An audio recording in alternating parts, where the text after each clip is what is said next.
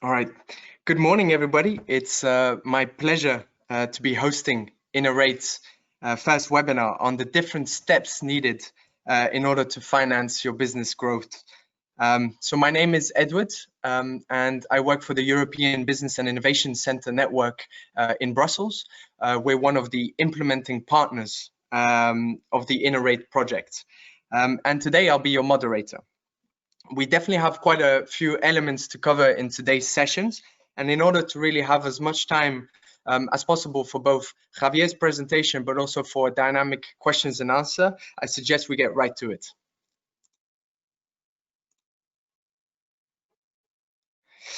All right, so quick introduction regarding the webinar interaction tool. For those of you who are not familiar with the GoToWebinar platform, we're really looking forward to a lively and dynamic Q&A session. So please do feel free to send us your questions via the question box on your screen. Please note that we'll keep all your questions and answer as many as possible during the questions and answer session.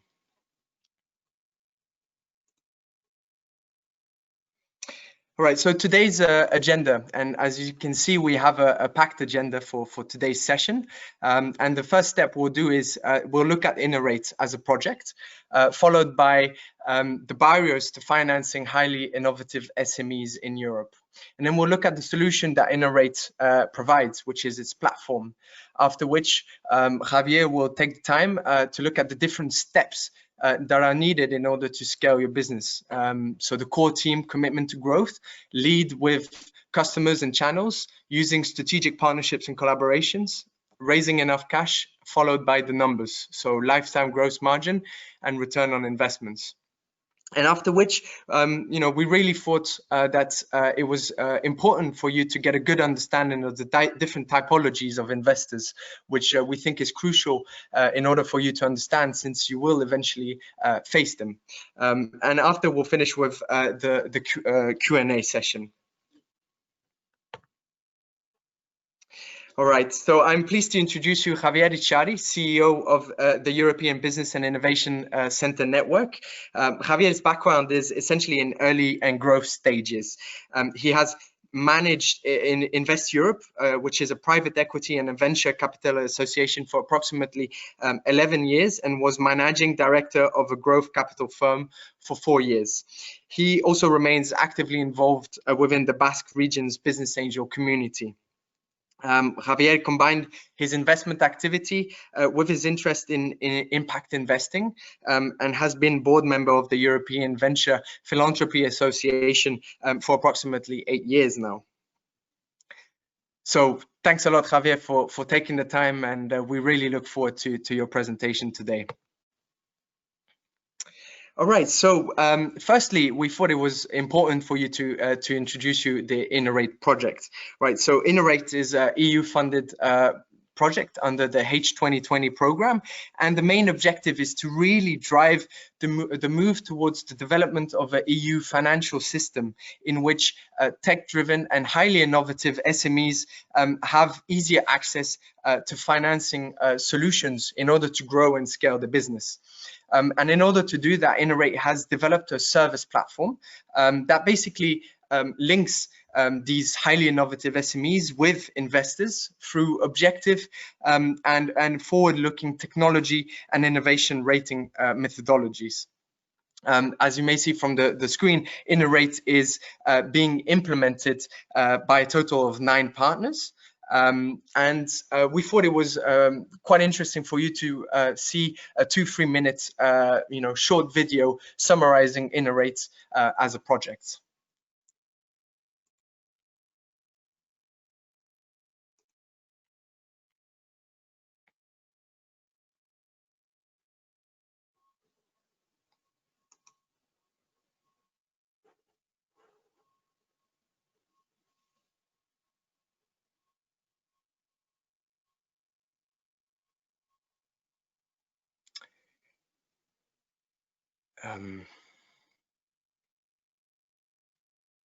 We have a problem with the voice, I'm afraid, with the sound. This is what I'm thinking right now. It appears that we were not hearing right now the sound of the video. innovative, tech-driven small medium enterprises, but you find it hard and time-consuming to identify their potential and calculate the risk of investments. So you end up passing up promising investment opportunities. Lack of investments in innovation may cause Europe to fall behind in R&D at a global level and hinder the competitiveness of the European economy and the creation of new jobs. Here comes InnoRate, a Horizon 2020 project set on deploying a novel service platform across Europe to promote investments in innovation. The InnoRate technology rating system is informed by customized and forward-looking rating methodologies, which focus on the potential of the specific technology and innovation. The InnoRate technology assessment process consists of 2 phases. Pre-screening phase, a fully automated process based on a set of quantitative indicators, calculates the business potential and risk of the innovative project. Deep assessment phase, a qualitative, in-depth assessment performed by a pool of field experts, evaluates hard-to-quantify business aspects. The process will result in a technology evaluation report and InnoRate grade. So, entrepreneur, InnoRate helps you make your prospects clear to investors and reduces risk premiums. Investor, InnoRate helps you minimize time and resources and supports your decision-making process for financing innovative small-medium enterprises. InnoRate is a joint action of 9 partners from 6 countries, part of Horizon 2020 Research and Innovation Program of the European Union. Want to learn more or get involved? Visit our website or follow us on social media. Join the pilots. The InnoRate technology rating system, along with a suite of digital support tools and services, will be tested across diverse real-life scenarios during our pilot.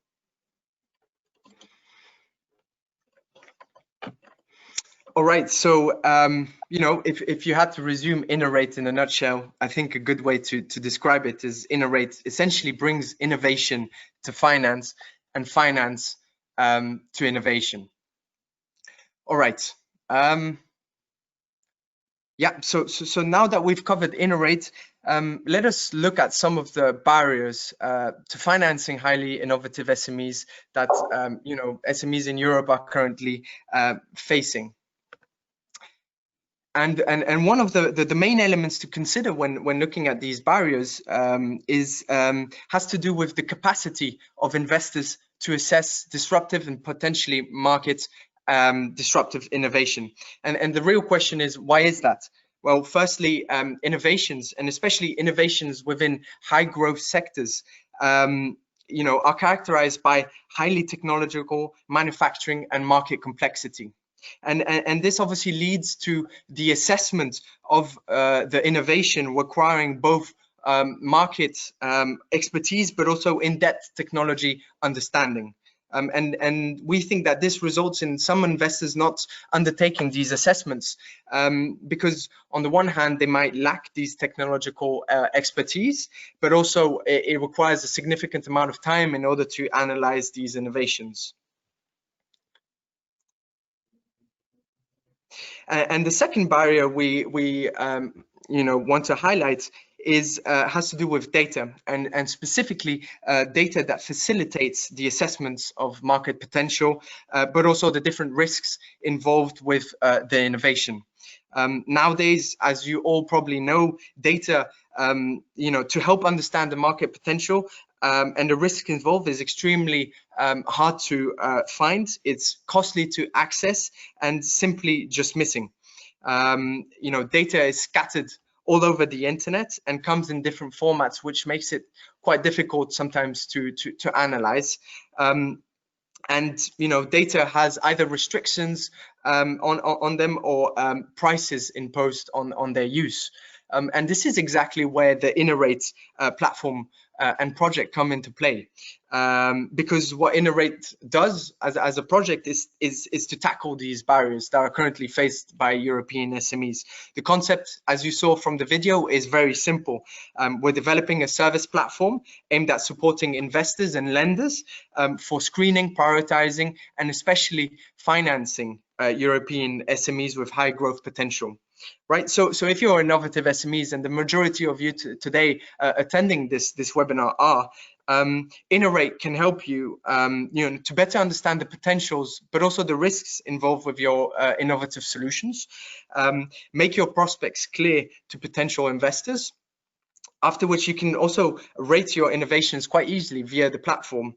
You can mitigate the investors' perceived financial risks and reduce knowledge and information asymmetries together with the risk premiums paid by innovative project managers. And also finally, what we wanted to highlight is that you can get easier and faster access to suitable financing solutions. Right, so now that we've really looked at the different barriers to financing innovative SMEs in the EU, I'd like to move forward, and I would like to give the floor to Javier so that he can really delve into the 5 steps needed in order to scale your business. Javier, the floor is yours. Thank you, Eduard. Good morning, everyone. Can I take a minute to try to translate a little bit this InnoRate thing for the entrepreneur? Now, most of you have certainly faced what the Commission calls a finance gap for startups, innovative startups. What is a finance gap? You cannot find investors that are willing to put money in your endeavor. That's what it is. And it's got 2 reasons. Either because there are not sufficient investors in your region or in your reach with a profile that would fit your company, or because the risk assessment, the risk perception of what you are putting on the table is too risky for most of the investors. The second one is precisely what InnoRate is trying to solve. This is precisely one of the identified elements and areas by the Commission, where the Commission is putting money and effort in trying to solve it.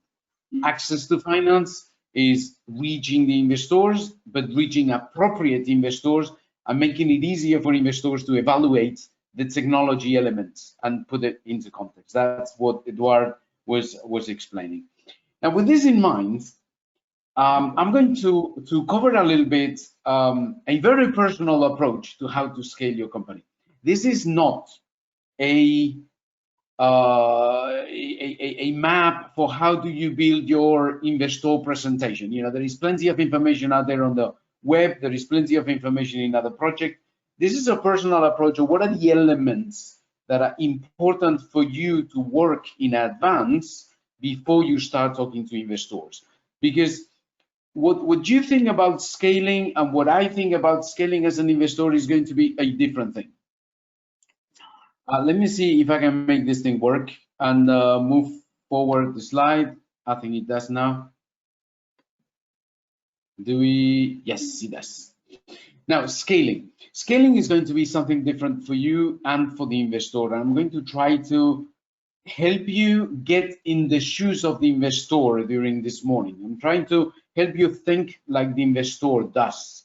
Now, for you, scaling the company is probably getting to a certain size that allows you to produce, that allows you to have sufficient sales so that the company becomes sustainable. Now, for the time being, you are living on savings, you're living on the early money that is coming in, on grants from your region, on eventually some early stage business angels, some loans, soft loans from the region as well, most of it public. That's fantastic, but you cannot live like that forever. So your aim at scaling is that your company becomes sustainable. Oh, fine, that's absolutely perfect.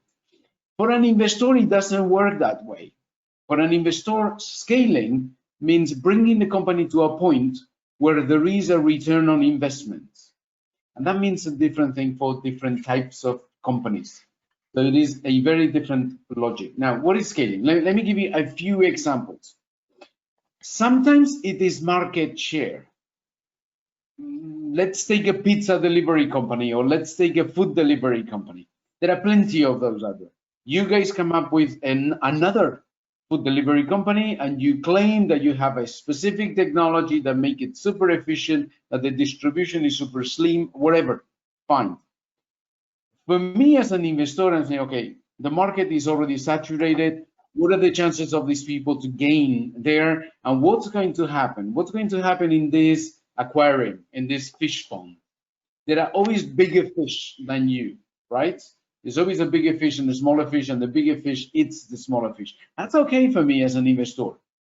If I can make you gain market share, then we could sell the company to a bigger fish for the market share you represent.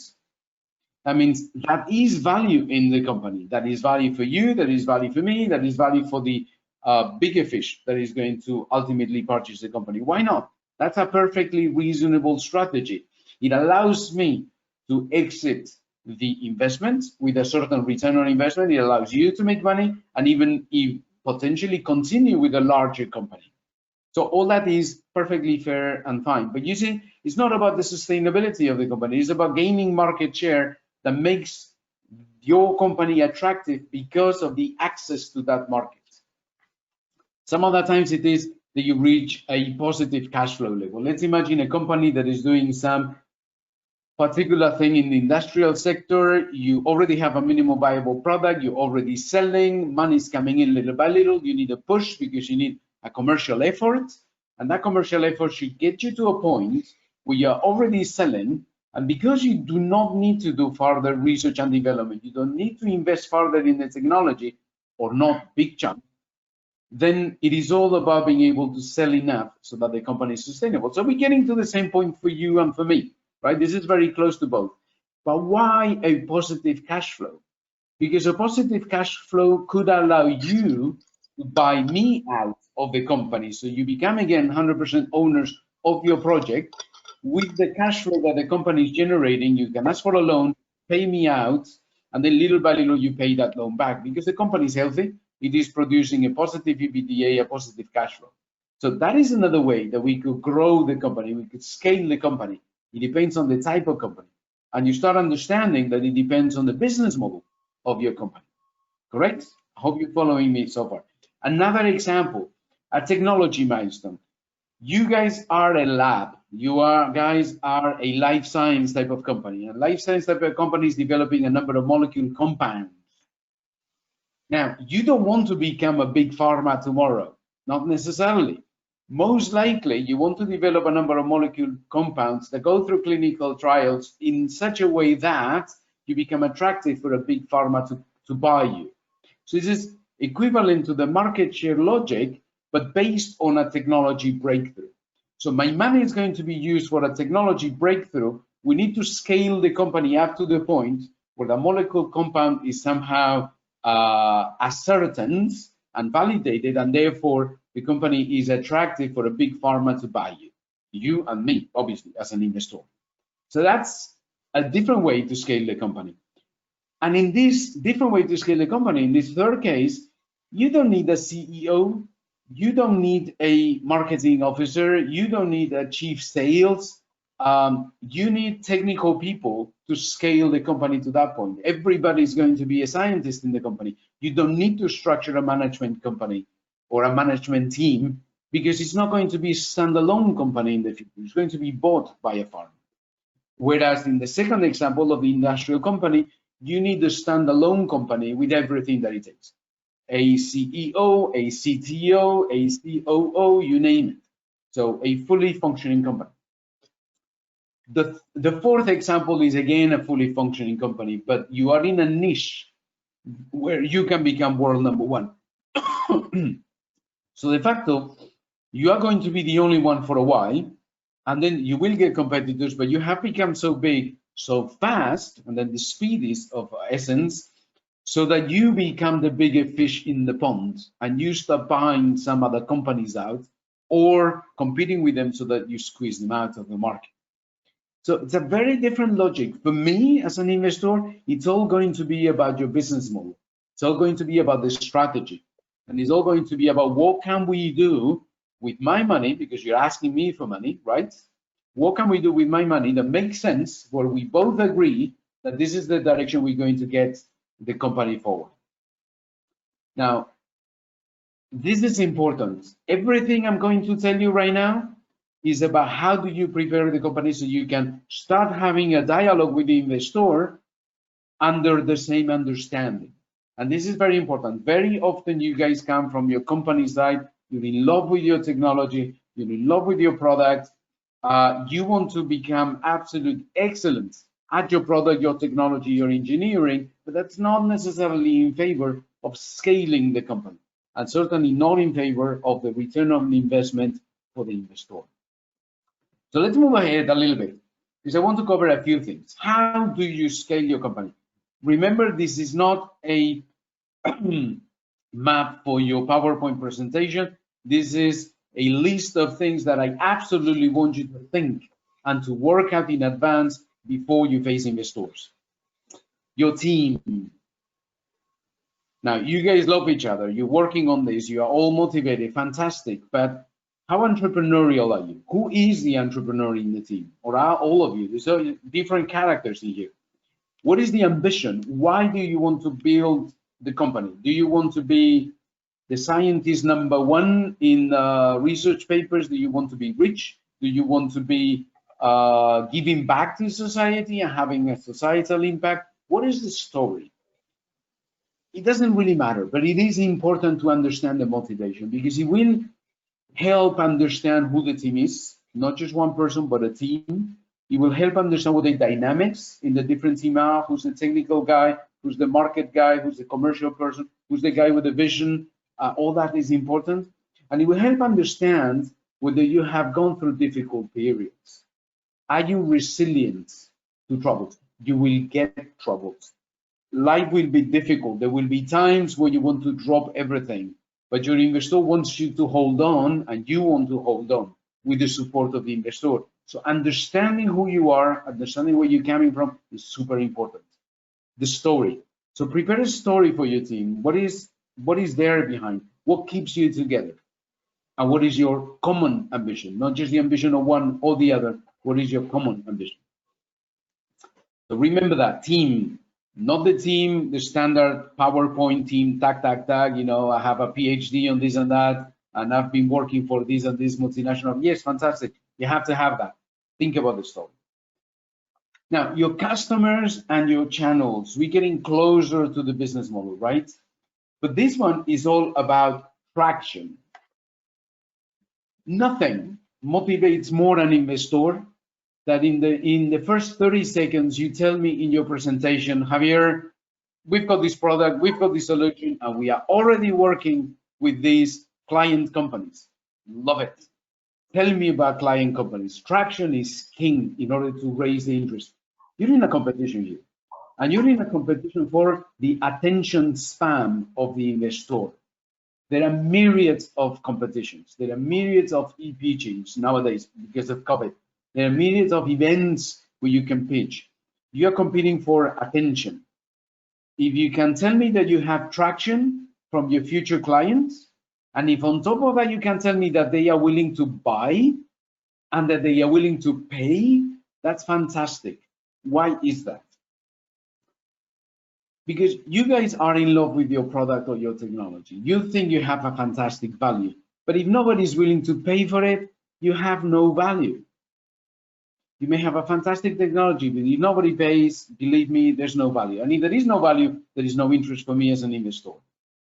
So the more you work with your clients in advance, the more you get close to their needs, the more you understand where the pain points are, the more your solution gets maybe not to the perfect idea that you have, but to the perfect solution that your current client is looking for, the more traction you're going to get.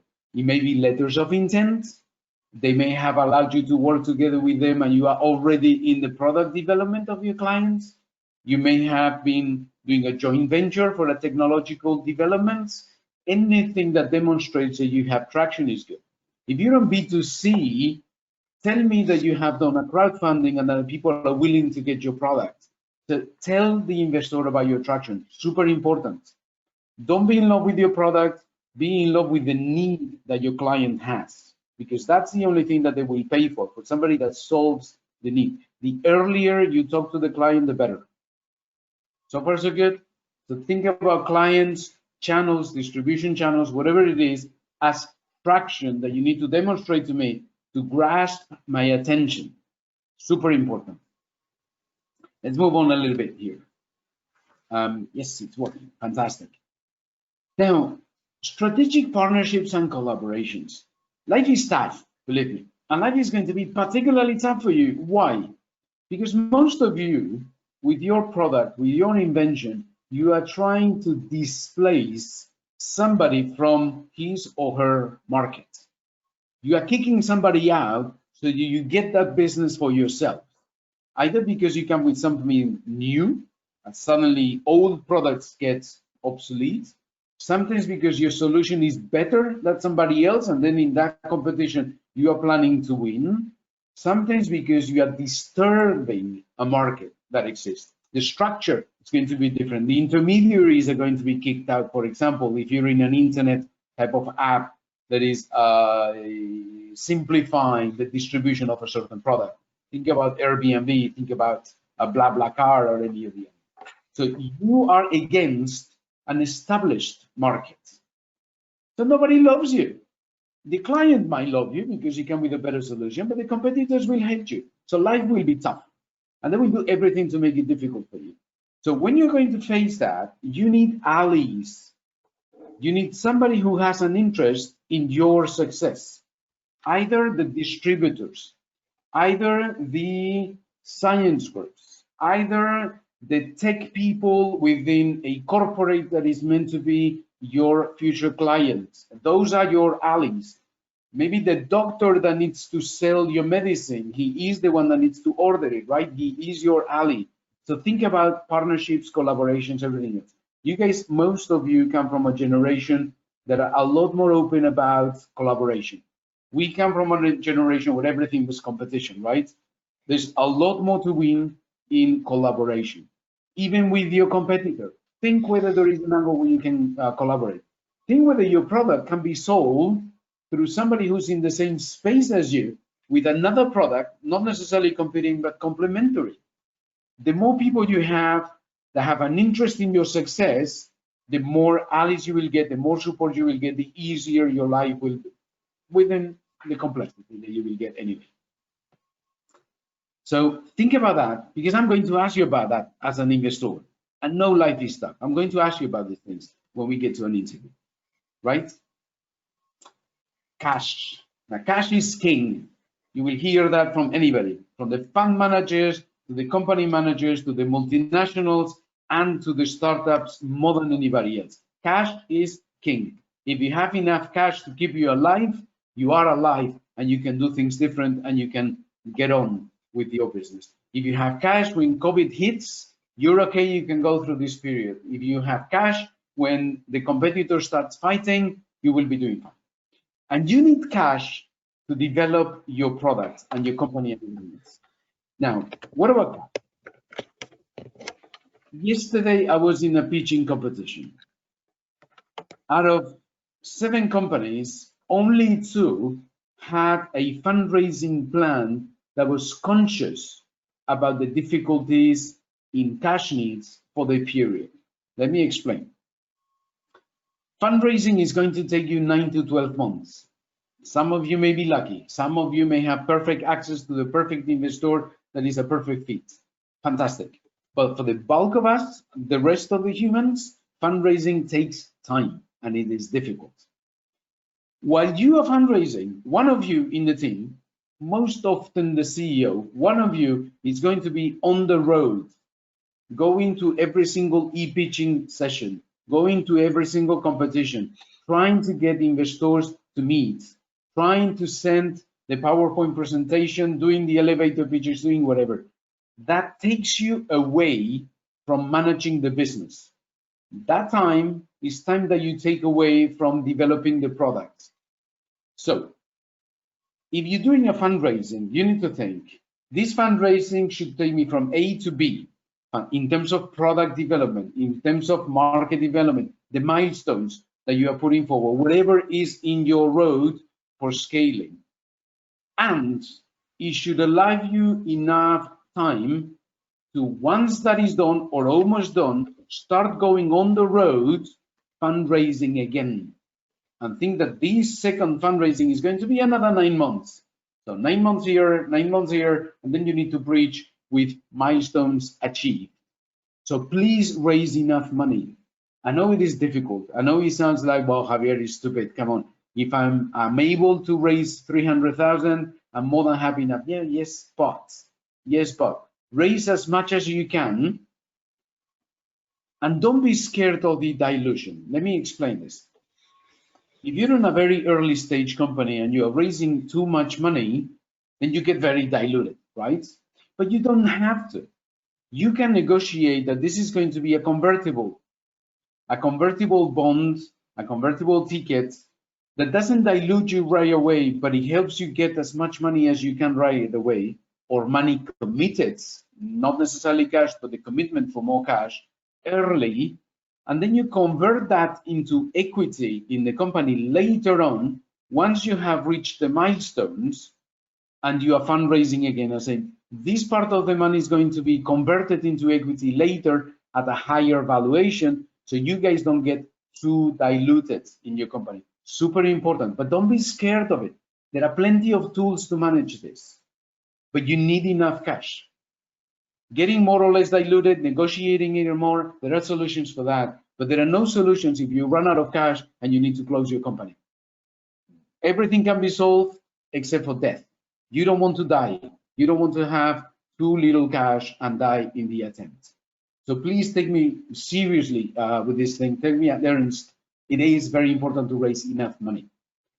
Once you raise your money, look back at yourselves and say, where can I save money? Where can I be super lean so that I stretch the money as much as I can while achieving my milestones? Don't go like Hollywood, right? Don't go like the West Coast American venture capital lifestyle where you say a pile of money on you so that you can live the big life while you're developing your startup. That time is gone. That doesn't exist anymore. Yes, there is money available, but you need to be sparse and you need to be careful how you spend your money in order to allow you to go through the whole way before your next fundraising round. Sorry to be a pain and repeat this 10 times, but it is super important. Now, something that we all forget about money is that once you come to me and say, Javier, we are raising 300,000, we're raising $1.5 million, we are on Series A and we are going to raise 4 million, fantastic. Tell me where you are going to spend the money. Please work it out in advance. We need to know how that money is going to spend. Why? Do you remember my early start slide, the very first one, where I told you that scaling the company means different things for you and for me?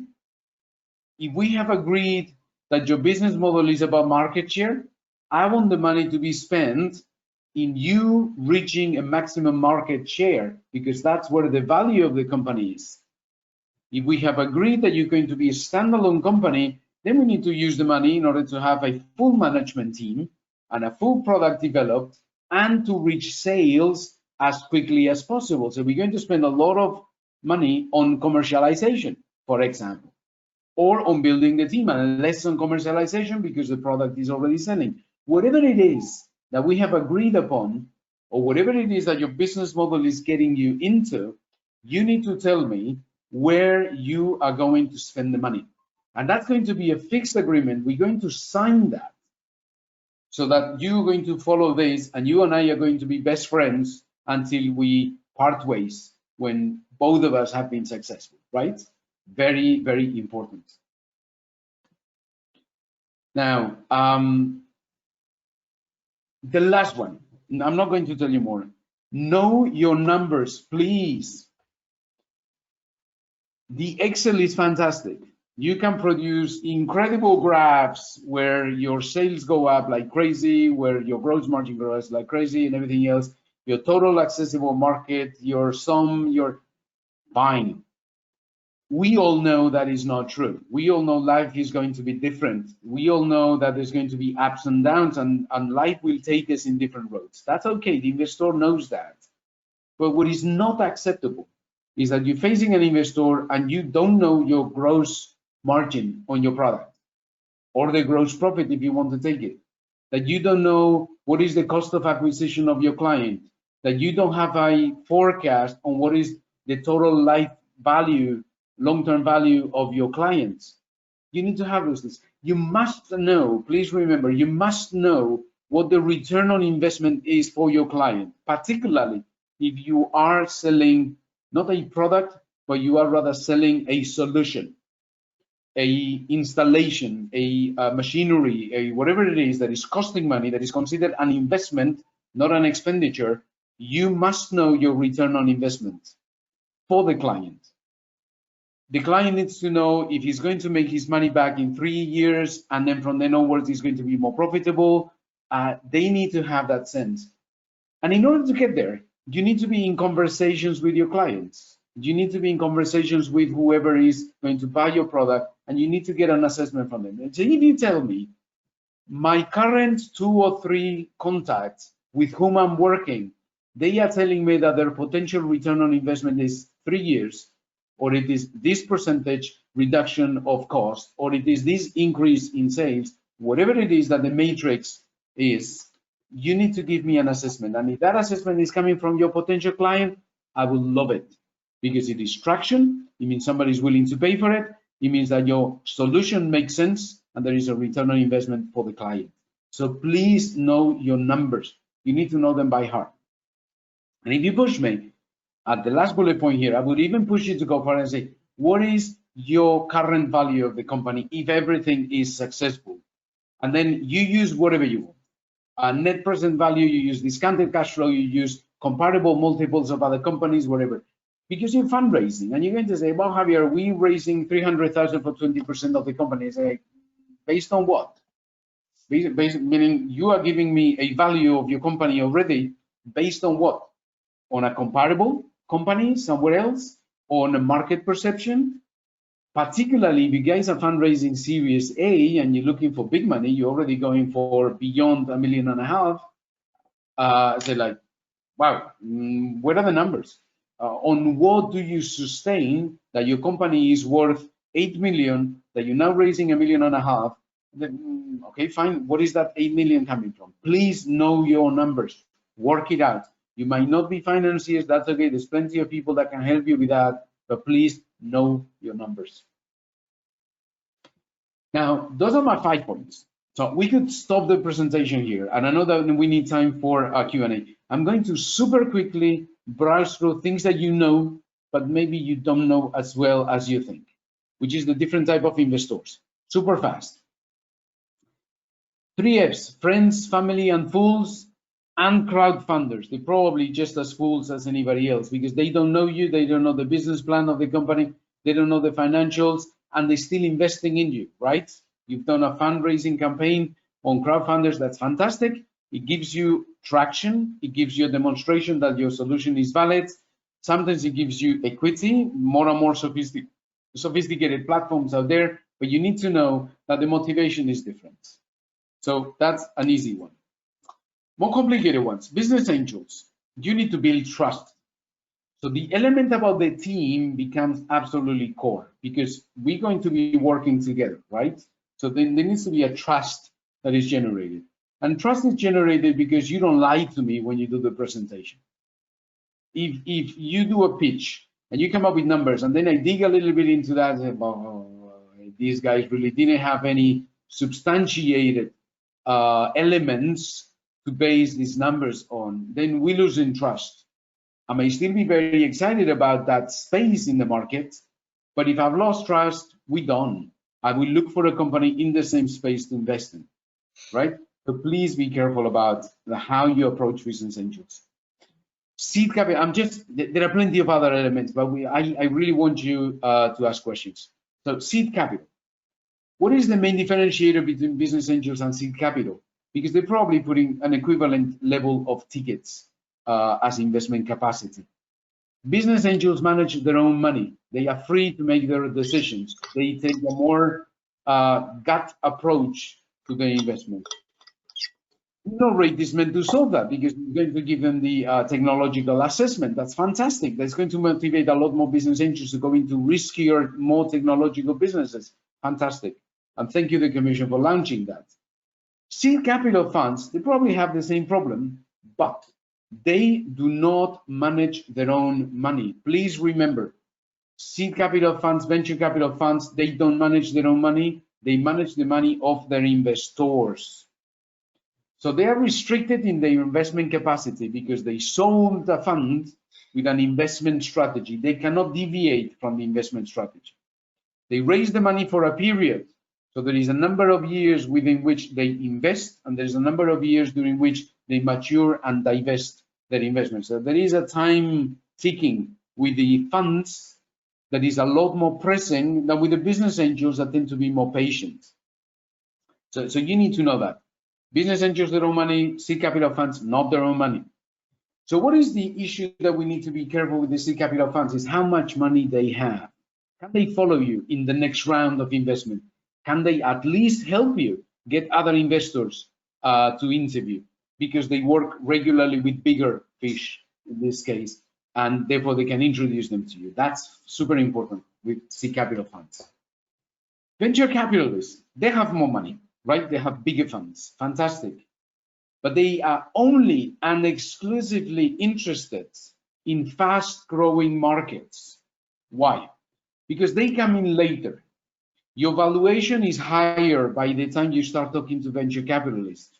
So in order for them to make a return on investment from a much higher valuation, your capacity to really spin the scaling of the company needs to be very strong. And you can only do that in fast-growing markets. So you need to be very, very conscious that when you're approaching a venture capital, first of all, you need to demonstrate it is a fast-growing market. Second, you need to demonstrate that your product is good, that you have traction, that you have a solution that can be on the same train of the fast growth. Otherwise, forget it. Corporate investors. Now, for most of the technological startups and SMEs, it is important to collaborate with large corporates because they are technology providers, because they can give you access to the market, because you need to test your technology with them, because, you know, all good reasons to work with corporates. And many of them will tell you, oh, listen, guys, we can even invest in your company. Yeah, fantastic, wonderful. Please check your freedom to operate. If I start working with Amazon, does Amazon allow me to propose my technology and my solution to Alibaba? Does Amazon allow me to work with Facebook or with Google, if my solution is possible for them?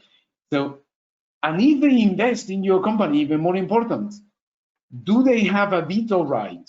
Never give a veto right. Do they have a veto right for other investors to come on board? Because then you're in trouble. So if you give them any veto capacity, your capacity to approach other investors, your capacity to sell the company to somebody else in the future, your capacity to propose your product to other potential clients needs to be free. Otherwise, you don't generate enough value, and certainly you will not get financial investors to support you. At the same time, they are super important for you. So this is a very complicated negotiation that you must have. The stronger you are by the time you start working with them, the better. But the earlier they start working with you, the easier for you to demonstrate traction. So I'm not giving you any solution here. I'm just highlighting that that is a space that is critical for you, and you need to be able to navigate that. I stop here. This is all from me. And I hope that we have at least a little quarter of an hour for Q&A, Eduard, or maybe a little bit more. Yeah, exactly. I mean, we have scheduled around 15 minutes Q&A, so right on time, Javier. Thanks a lot for this very enlightening presentation, but also, you know, delving into so much details about the tips and tricks on how to successfully scale your company. Right, so as mentioned, I'm conscious of timing, so let's go right away and start with the Q&A session. So to the participants, please, this is the moment where you can send all the necessary questions, and I will take the first questions, and we've already received a few. Do you SME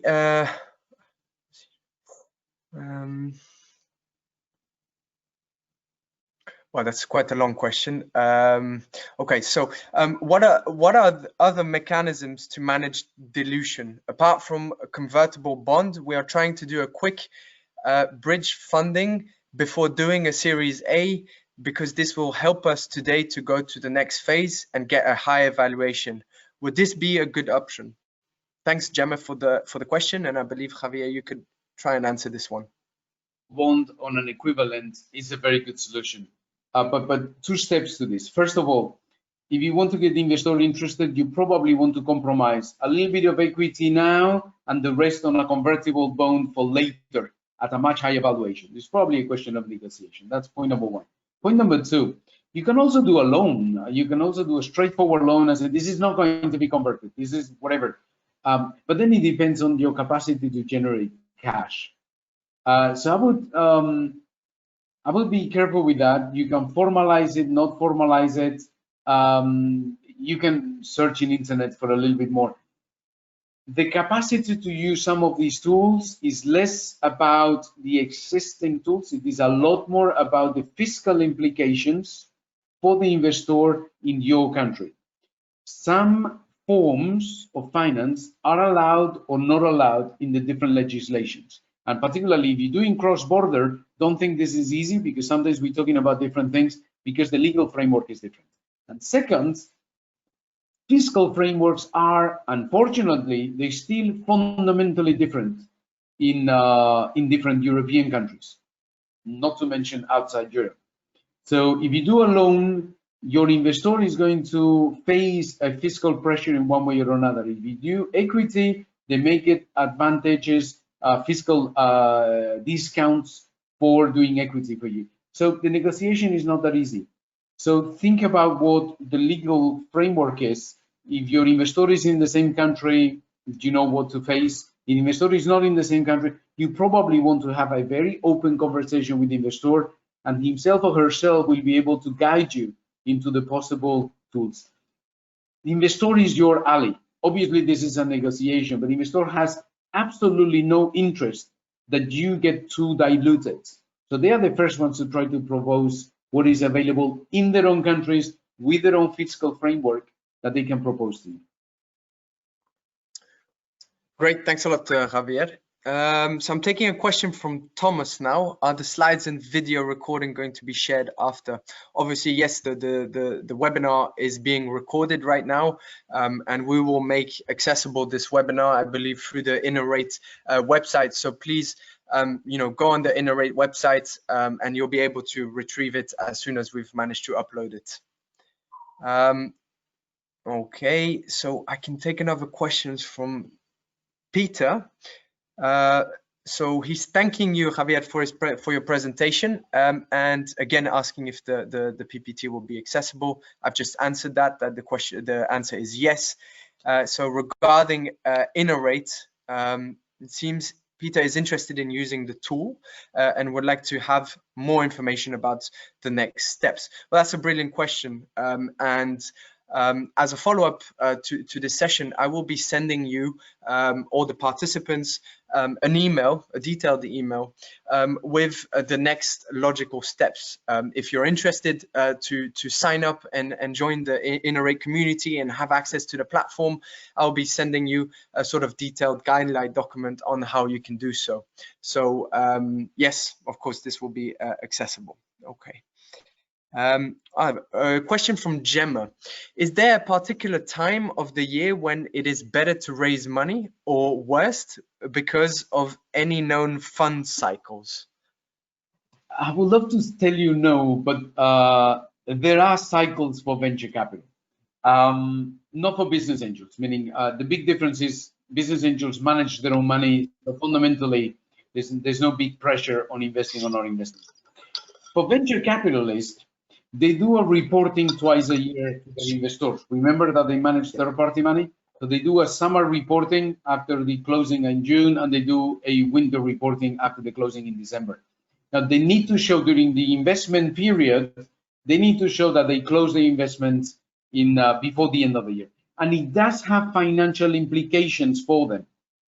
So if they are in the investment period, you know that they will be under pressure to invest before the end of the year. But before they do that, they need to start the conversations with you and the due diligence much earlier. So around summer or before summer is when you need to approach venture capitalists so that everything can be closed before the end of the year. That is a tricky question, but it's true. All right, thanks a lot, Javier. And I'm just taking Cecile's question about valuation.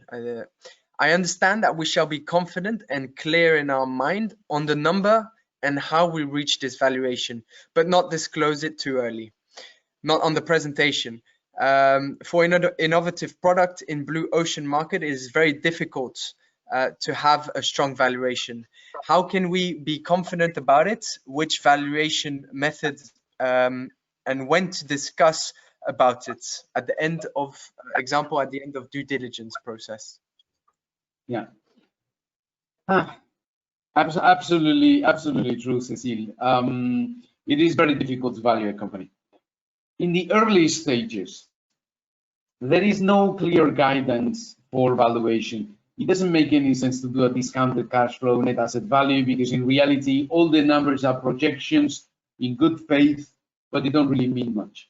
But however, all the investors, we are confronted regularly with investment proposals, and depending on the maturity level of the company, whether you already have a minimum viable product, whether you are already talking to clients, whether you have already sold some units, it will give us a sense of where the value is.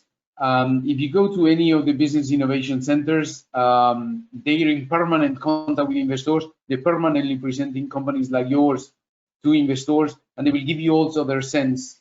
Your company is at this stage, you can claim a value between 1 million and 3 million. Your company is a little bit more mature, you can claim a value between 2 and 7. But it is very much about perception. So it is very much negotiated. I agree with you, don't put it in your slides too early, because if you come up with something that is crazy, then it deters from some potential interested investors, and you may be not so adamant about the valuation, and you could negotiate a lower valuation for a smaller equity stake where the rest goes on a convertible loan, so that your valuation is going to be higher later, but you still benefit from the cash. So don't preempt a good discussion with the investor because you have come up with a crazy valuation too early. Rather not say anything about that, or give a bracket of valuation. We believe that our company is between here and here. That's a very good approach, for example. Okay, thanks a lot, Javier. And just taking another question from Joaquin. Thanks, Javier, for the talk. This is Joaquin from Spain. Would you look at a certain type of investor in different financing series? Yes and no. The answer is mostly yes. Let me explain. Business angels are more and more working through business angel clubs, and their capacity to put bigger tickets on the table and to continue on follow-on rounds, it is bigger than it has ever been. So that's a very healthy market. Depending on your business model, depending on your scalability, depending on your ambition or where your potential market is going to bring you, you may need really big tickets. If you are in life science and you're doing, you plan to do a clinical test or something like that, you cannot do without a substantial amount of millions. We're talking about 10, 20, sometimes 30 million, depending on the complexity. That's not going to be in the hands of business angels. So you need to look for venture capitalists that are specialized in life science. The thing about different types of investors is ticket size, that's one, but the other one is the specialization. The more specialized they are in their niche, the better contacts they have with multinationals, potential clients that you may be interested in, or the more knowledge they may have about internet marketing tools or about client acquisition online or anything else. So depending on your business model, you need to look for ticket size and you need to look for alignment of interest. In as much as you just don't want euros, you want euros and support. So that becomes very important. So yes, I would not exclude anybody. Don't think that business angels can only do small tickets. They can do larger tickets nowadays. And many venture capitalists, they have very small funds. So you need to be careful with that. Explore it. But the sector specialization becomes more and more important for you because you need that support. All right, that's quite clear, Javier. And we have another question from Gemma, who would like to know what is the minimum return on investment that the investors typically look for? 5 times, 10 times, 15 times? Gemma, you're definitely asking very interesting questions here. Every investor will tell you that they expect a minimum of 10x or 20x in the investments. It is true and it is not true. We all build portfolios of investment. We all know that the earlier those investments are, the higher the risk. Many of the investments will not function. That's fine. We are assuming that risk. Many of the investments are going to be what we call living deaths. That means I put the money in the company is surviving, but it stands still. It's not moving. It's not getting more clients. It has enough to survive. They're not asking me for more money. It's not collapsing either, but I'm never going to get my money back. So the good ones, and nobody knows who's the good one in advance. You don't know, and I don't know. The good ones need to be very, very strong performers in order to compensate for the whole profitability of the portfolio. Now, if the bank is nowadays giving me 0 for my investments, and if I go into alternative products on the stock exchange, on government bonds, or anything else, and I manage to get 3% or 4% on my return, that's probably what I need to get from my portfolio. But that means that only a few of you need to produce the whole return of all the investments. And that's why the investors tend to ask for 5x, 10x, and 20x. And that's very badly perceived by people because they think we are super greedy. And but there is a reason why. Now, what does it mean to have a 10x or a 20x? That you need to be in fast-growing markets. You need to have the potential to scale fast. And there is an element that I didn't say, but I'm going to say it now. It is very different if you are an internet-based company that is coming up with algorithms. The capital intensity that you need in order to reach a total potential market is not very strong. It's about marketing campaigns, it's contacting investors, it's all that. If you are in an industrial product and you need to build a factory and you need to approach investors, and every investor wants to have a prototype and it needs to be tested for 1 or 2 years before they actually buy you, that's going to require a very substantial capital intensive type of investment. So when you're talking about return on investment and you're talking about the multiple, it's going to be very much conditioned to these parameters. Anything internet can grow very fast. There is higher risk because there's a lot of competition, but at the same time, is it easier to get a high multiple? Whereas in more industrial type of things, it is less easy to get a high multiple, but you do have assets. You do have a sort of more calm type of approach to the whole thing. Okay, I believe we still have maybe a couple more minutes, and I saw a question coming from Raina, so thanks for that. If you're familiar with Jing and Zhang, lead it to the conclusion that besides business angels, there must also be the opposites. How can you tell them from each other? Rainer, I'm familiar with Yin and Yang, but certainly not in depth. You do need different attitudes in the team, and that is perfect. If you want to put that forward, this is the one that is going forward and taking risk, and this other person is the one that is sort of holding on to the safety of making things right. That is always a good combination when you're presenting it. Now, there is also yin and yang between you and the investor. The investor is going to be very conservative, very careful in the due diligence. It's going to be looking at the risk as much as the return. They expect you to be very forward-looking because you are the energy in this endeavor. Is not going to be me putting the money. It's going to be you driving the business. So there is a little bit of that game as well that comes into play. I think it is needed. Let me give you a personal experience.